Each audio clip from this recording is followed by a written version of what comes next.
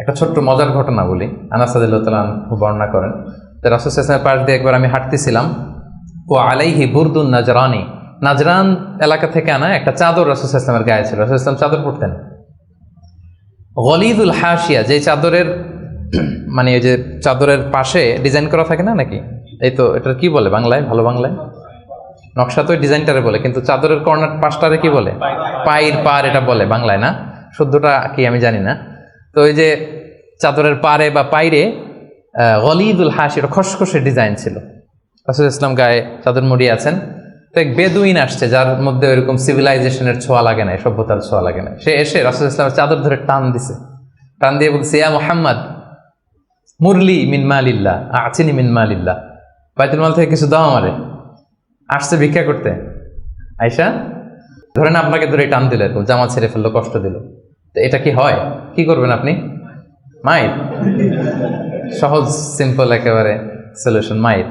তো নিশ্চয়ই আমরা রিয়াক্ট করবো, রেগে যাব। বেটা ভিক্ষা যাচ্ছে আমার কাছে আমার পকেট থেকে টাকা নিবে, সে আমার সাথে খারাপ আচরণ করতেছে, তো আমি তো দেওয়ার কথা না সাধারণত, আমি তো রিয়াক্ট করবো। তো রাসূল সাল্লাল্লাহু আলাইহি ওয়াসাল্লাম কি করলেন দেখেন, টান দিলেন, এই জায়গায় দাগ পড়ে গেল। হ্যাঁ, টান যে দিছে একেবারে রাসূল ইসলামের এখানে চামড়া ছিঁড়ে গেছে, দাগ পড়ে গেছে।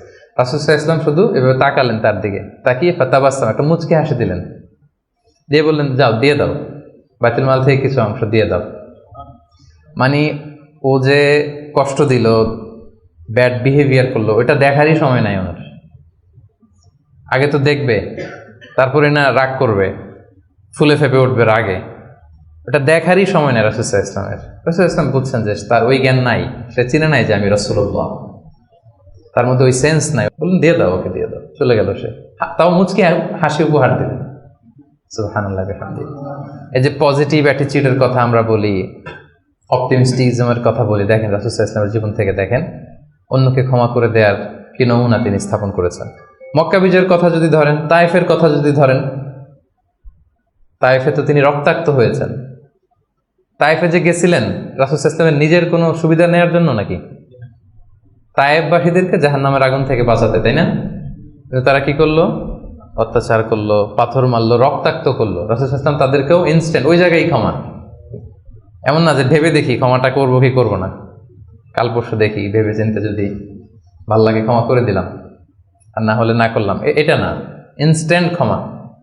জীবনের পরতে পরতে রাসূল সাল্লাল্লাহু আলাইহি ওয়াসাল্লামের আপনি বায়োগ্রাফি দেখলে দেখবেন পরতে পরতে একটা মানুষের ক্ষমা করার জন্য যেন মুখিয়ে থাকতেন তিনি, কখন ক্ষমা করবেন।